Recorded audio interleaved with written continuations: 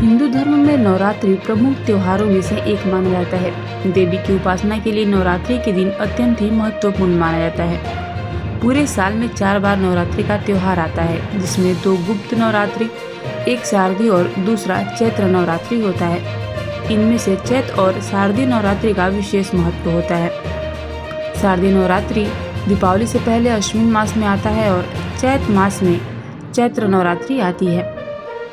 पंचांग के अनुसार चैत्र शुक्ल पक्ष की प्रतिपदा तिथि का आरंभ 19 मार्च को सुबह 6:52 पर होगा। प्रतिपदा तिथि का समापन 20 मार्च को सुबह 4:52 पर होगा। इस साल चैत्र नवरात्रि की शुरुआत 19 मार्च 2026 से हो रही है। चैत्र नवरात्रि का समापन 27 मार्च को होगा। शारदीय हो या चैत्र, दोनों ही नवरात्रि के पहले दिन भक्तगण जौ या ज्वारे बोते हैं।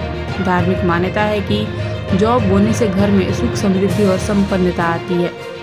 माना जाता है कि नवरात्रि में बोए गए जौ अगर अच्छे रूप से अंकुरित और विकसित होते हैं तो इसका मतलब है कि आपके घर में धन समृद्धि और खुशहाली बनी रहेगी।